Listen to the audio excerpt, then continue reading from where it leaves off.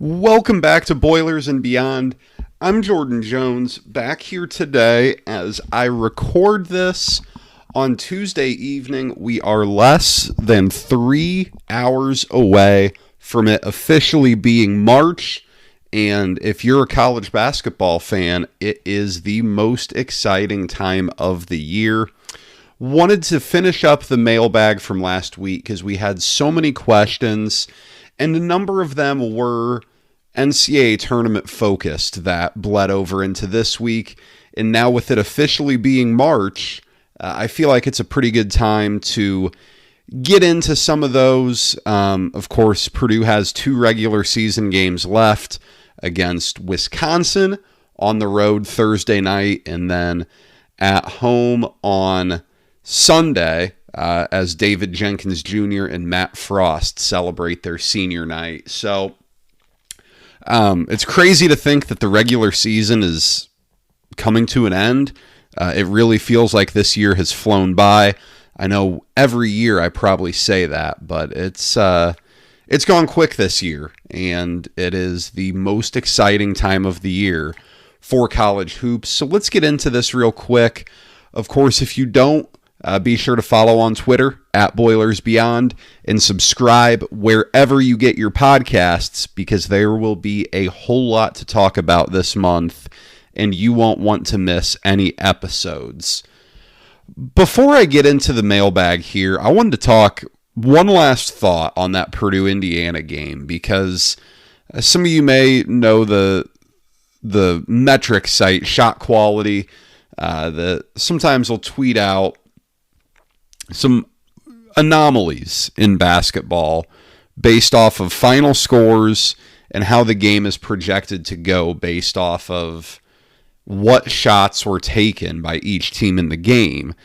And, you know, it came out after the game that based off the shots that were taken on Saturday in Mackey Arena by both teams, that Purdue would win that game 89% of the time. And, you know, it's an interesting statistic. It really is, because listening to Matt Painter talk after the game, listening to Mike Woodson talk after the game, you know, Indiana made shots really well, and Matt Painter didn't shy away from that. But also, Purdue had some really good looks. You know, this wasn't some grand indictment on Purdue's offense in terms of scheme or getting guys open or getting good shots. You know, you look at it, when Purdue was 3 of 21 from 3-point range going into garbage time, if they can make 4 more of those to get to their season average and be 33% from 3, Purdue might be winning that game. Of course, based off the raw numbers, they would be, but just the way it was played, you know, that's a battle to the end instead of Indiana pulling away from it. And Indiana certainly exceeded the expected number of points they scored based off their shots. Jalen Hood-Schifino was unbelievable, knocking down 15 to 17-foot jumpers all night. You know, I'm recording this. I just finished watching Indiana versus Iowa. He had 8 points on 4 for 14 shooting, and Indiana got their doors blown off by Iowa at home. So sometimes basketball just works that way. Sometimes you just have to tip your cap, and I think that's what Purdue really has to do from that game, because Purdue got the looks it wanted. You know, if Purdue could have shot their season average, you know, they're pushing 80 points in that game. And you're not going to lose many games scoring that amount. But it just is what it is. It's not one of those that is really going to change anything. It's not going to make Purdue fans feel much better. But it's one of those interesting stats that you see, and it makes you kind of say, about a particular result. And if you're Purdue, you know, it's maddening right now because you are getting good shots, and you do think you have good shooters, and you do have good shooters. Some of these guys, Some of these guys are really good shooters, but the shots just aren't falling right now. And that's what's frustrating for Purdue.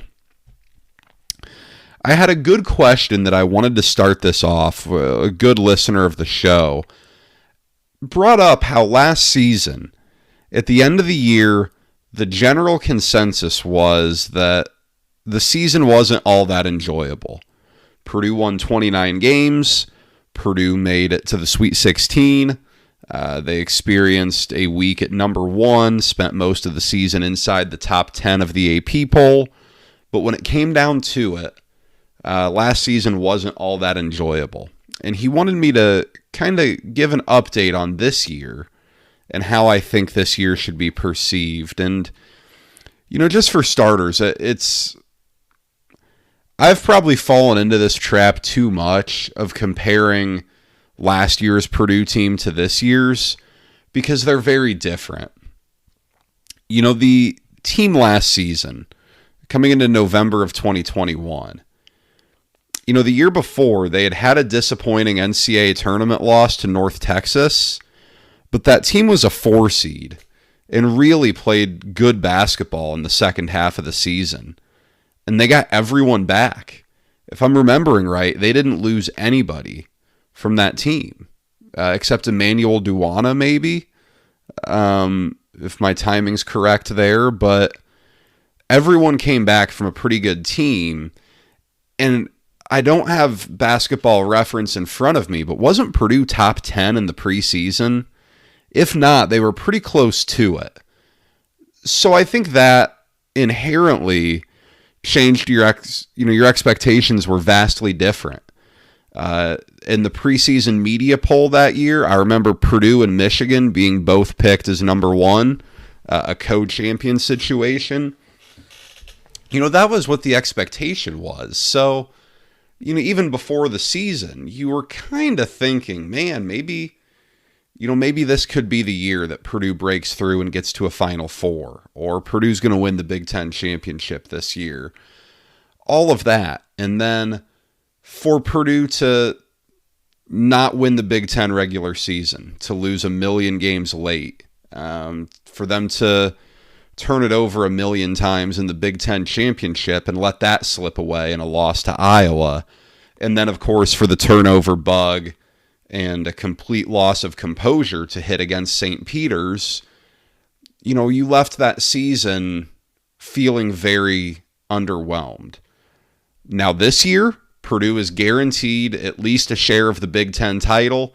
That much is clinched. And while expectations certainly changed throughout the year, early on, my expectations for this team were far different than what they were in mid-January, for example. But, nonetheless, to win a conference title after losing 3.5 starters, that's pretty impressive. To do it with 2 freshman guards who have been inconsistent at times of late, I think that's pretty impressive. There will be a certain degree of disappointment if Purdue doesn't make a deep run in the NCAA tournament. Now, deep run is to each their own there. Is it a situation where an Elite Eight would do? Is it Final Four or bust? How would you feel about a Sweet 16 at this point? All of that's kind of in the eyes of the beholder, but Purdue has overachieved any possible preseason expectations so much at this point that I think it's hard to say that this season hasn't been all that enjoyable. And I'd add in there too that, last season, the volume of losses just felt so different. Now Purdue's lost 4 of 6, so they've all kind of been packed together, but it just felt like there were so many disappointing losses last year for Purdue. Whereas this year, my expectations are just lower, but it feels different. I don't know that I think they're very similar situations, but it is interesting because Purdue isn't playing its best basketball right now. that could change. Purdue could finish this really strong and go have a good performance in Chicago, and it's all different. But I think as of right now, I think the vibe is certainly a little bit different in that at least having a Big Ten title locked up, while it's not the be-all, end-all, it is certainly a big deal. As I always say, winning the Big Ten is better than not winning the Big Ten. And while it sounds very simple, it is a nice accomplishment that no one can take away from you, and it's certainly not easy to do. So I think that plays a big part in it. I had one about Purdue's X factor for the NCAA tournament, and I think the question was more asking for a specific player, but in general, I mean, it has to be three-point shooting, right? I saw the stat earlier this week that in its losses, Purdue's shooting something like 25% from three-point range.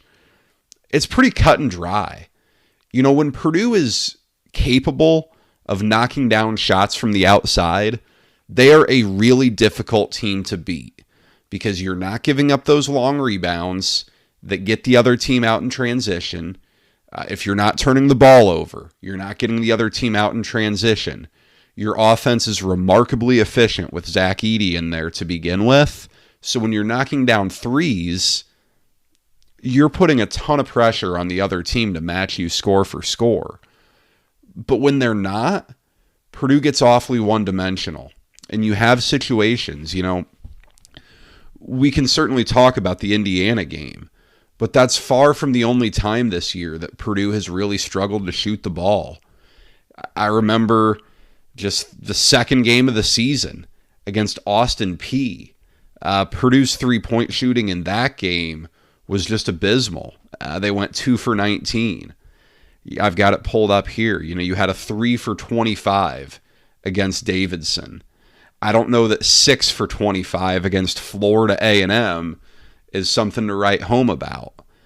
You had a pair of 2 for 13s against Maryland, 5 for 22 against Northwestern. I mean, these are concerning numbers because when that pops up at the wrong time, then you're in trouble. In terms of a player, you look at Fletcher Lawyer for that. A guy who is certainly nursing a little bit of an injury here, but you got to play through it. It's that time of the year. It's tough. It's not easy, but you got to find a way to fight through it. Can Brandon Newman be consistent? He's the guy that if you're looking at social media and at message boards, he's the guy that folks are clamoring for more of right now. But that consistency hasn't been there. Just a week ago against Ohio State, he had a stretch of a couple of really bad turnovers and a couple of really bad shots, and then was laughing when he got pulled off the court. So it's, it's not like Purdue's had consistency there. Certainly Ethan Morton has struggled shooting, but I had higher expectations for David Jenkins as a three-point shooter too. He's sitting at 31%. It's not great. It's 3% higher than Ethan Morton. Caleb First has been cold. He's a guy who gets some good looks, not a high volume of them, but he gets some good ones in the flow of the offense. It's just coming down to three-point shooting. That's really what it comes down to for me.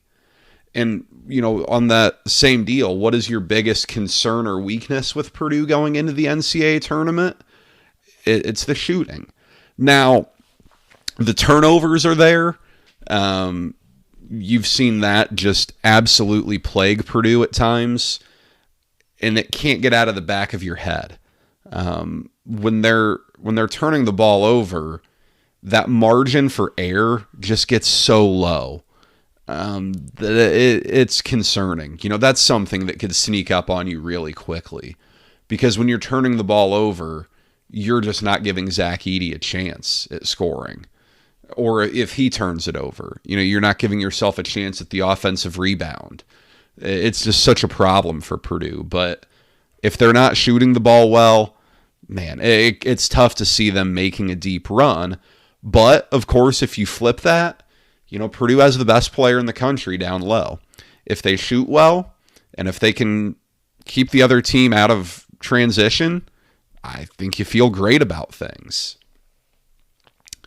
Who are three types of teams, or three teams specifically, that Purdue would want to avoid in the NCAA tournament, and had one as well, teams from the 16-team reveal that you don't want to see Purdue play? Yeah, I think in terms of teams in general, I'll leave the 1 seeds out of this, because saying that I don't want to see Alabama, Houston, or Kansas if I'm Purdue, that's pretty obvious, right? They're the 3 teams that are higher on seed lines than Purdue right now. I think Arizona could be scary.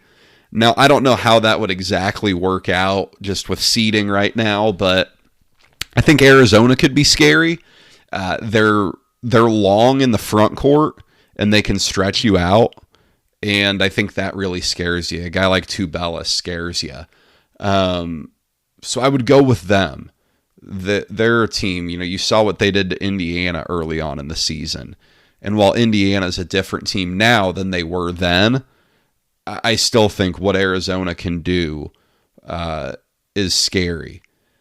I think, and I don't remember if they were in the early reveal, I think someone like a Miami in a potential Sweet 16 game, a 1 versus 4 or 5,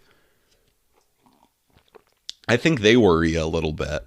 You look at their guards, Nigel Pack, Isaiah Wong.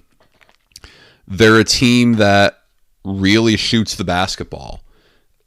And in a single game setting, I think if you're just looking at types of teams, then they're really one that you look at. Just that style, because if those shots are falling on any given night, then they can kind of run you out of the gym a little bit. Don't forget about Jordan Miller too. He's another great guard that they have. But those teams that are really guard heavy and shoot a lot of threes, it's a very high variance brand of basketball. You could pound them if they're cold, but that's where you kind of see the concern. Another team as well that I would say that I don't know that I'd want to see Purdue run into necessarily, Arkansas on that 8-9 line, because a lot of their resume is predicated on what happened without Nick Smith. He's back, he's a lottery pick type of guy. I think if you're Purdue, you hope you either avoid them or that they can move up to where you're not seeing them in the second round. And just thinking about the 16-team reveal, I mean, the answer is probably most of them, just because they're the 16 best teams in the country. You don't necessarily want to see a lot of them. Some are better than others, but just in general, when you get into the second weekend, you're going to be playing good teams pretty much all the time. Last year against St. Peter's is kind of the exception to that. But you get to the second weekend, you're going to have to beat 2 really good teams to get to the Final Four. And if Purdue can do that, then, all is going to be well, and West Lafayette's going to be the happiest place on earth. What needs to happen for Purdue to win the NCAA tournament? Certainly some luck. And this question was submitted before the Indiana loss, so if vibes have changed there a little bit, then I apologize. But what needs to happen for Purdue to win the whole thing? They need to get lucky. It's really hard to win the NCAA tournament without a moment where you feel a little lucky. Like, look at last year. Kansas was down double digits to Miami in the Elite Eight, and they were down, 17 at halftime to North Carolina in the championship game? They were getting pounded, and they came back and won. You look at what Virginia had to go through to win the national championship in 2019. The shot they hit against Purdue. Kyle Guy getting fouled and hitting 3 free throws to beat Auburn. DeAndre Hunter knocking down a corner 3 to send it to overtime in the championship game. It took a lot. And there are certainly examples where it doesn't take as much. I get it. You look at 2018 Villanova, who just pounded everybody. And if 2021 Baylor had a scare, I'm not really remembering it. But it's hard to do. It really is. Purdue has to shoot the ball better. I've said it enough already on this episode, but it's a must. And I think Purdue has to avoid getting into a track meet. Because when a game gets played at a really high tempo, Zach Edey's going to wear out quicker, and Zach Edey gets taken out of more plays.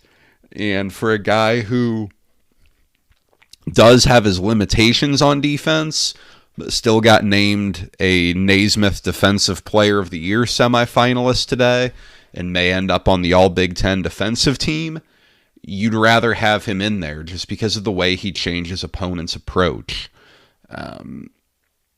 So I think the tempo of games can be really concerning. And, finally, somewhere along the way, Purdue's going to have to get some really big performance from someone you're not expecting. And it doesn't need to be 20 points, but could Brandon Newman or David Jenkins come off the bench and give you double digits, give you, 12 to 15 points? Could Ethan Morton hit 3 threes for you? Could you get a double-double from Mason First or Caleb? Mason First, goodness gracious. From Mason Gillis or Caleb First. Just something like that. Could Trey Kaufman-Wren give you 8 to 10 points off the bench in a big game? Anything like that. You're going to need something big in a game other than Zach Edey. And you're going to need Zach Edey to be the best player in the country in the tournament. He has been all year, but you need that to continue. Finally, what is the ideal time slot for the first round game in the NCAA Tournament? Mine is Friday night at 10 p.m., so I can get a little tipsy before. Brian, you are always a good question asker. It is worth noting that if Purdue ends up in Columbus for the first 2 rounds, which appears likely, barring a complete collapse here from Purdue, it will be a Friday-Sunday. So Purdue would play Friday-Sunday if they're in Columbus. If you ask me, I'd want it to be earlier in the day. I'd want it to be over with. I'd probably prefer Thursday just to get it over with quicker. But like I thought last year, Purdue playing early afternoon against Yale was nice. That was out of the way. You could just enjoy the rest of your Friday, but you could kind of just sit back and enjoy Thursday. I don't know that there's a perfect day. I don't know that anything's perfect, but I'm an early guy. I'd want to get it out of the way early and not have to worry about it for the rest of the day. So again, as I sit here, March is a couple hours away. Purdue has 2 games left, Wisconsin and Illinois. These are really big games for Purdue. Purdue desperately needs some good vibes going into the Big Ten tournament. I don't think Purdue's ceiling has changed at all. I don't think Purdue's floor has changed at all. This has probably always been in the cards for Purdue. They're just being dealt now. How they respond will be really important. I think Thursday is going to be a tough game. Wisconsin's going to be really physical with Purdue. You know that's going to happen. They are going to grab. They are going to hold. How it gets called, we'll see. But just in general, it takes a good performance to go win at the Kohl Center. For those who are the basketball conspiracy theorists, it's going to be played with Wilson basketballs. Wisconsin's an Under Armour school, so get ready for that. And then with Illinois, I don't know what to make of them. I have no idea. They are so up and down. You know, they have this big time comeback to beat Northwestern and look really good, and then they just get run off the floor by an awful Ohio State team. So, you know, Purdue has a real shot to, at bare minimum, you know, get this outright Big Ten title finished up. If they can go 2-0, however it happens, you know, I think you feel pretty good about yourself going into the Big Ten tournament. 26-5 would be really, really good. That would be a hell of a regular season, something to really hang your hat on, and you could probably feel pretty good about a 1 seed. Purdue still sits as a projected 1 seed in most brackets now. I will add, you know, UCLA plays Arizona on Saturday. I think that's Saturday. That's one that, you know, would be a big win for UCLA in their resume if they could do it. Purdue's going to need to keep winning to hold on to that 1 seed. It is worth noting that, you know, if Purdue falls to a 2, they're going to be really interested in who number 1 overall is because of the bracketing rules about the region where the number 5 seed can go. So a lot to keep an eye on here. I'll be back Sunday after the Illinois game to talk about all of this. It's going to be fascinating, but it's the best time of the year. We've got the random conference tournaments going. My boys from Valpo are getting going in Arch Madness later this week, so it's always fun. Enjoy it. Enjoy what it is, because a month from now, there are going to be 4 teams left. There are going to be 3 games left, and then it's over. And we enter that really long period between the end of basketball and the start of college football. So try to enjoy it as best you can. That's all I've got for today, though. Thank you to all of you who sent in questions for this week's podcast. I really appreciate it. You're always welcome to send them in on Twitter at BoilersBeyond. Do it out there. And be sure to subscribe so you don't miss anything as we move in to the postseason with Big Ten tournament play starting next week.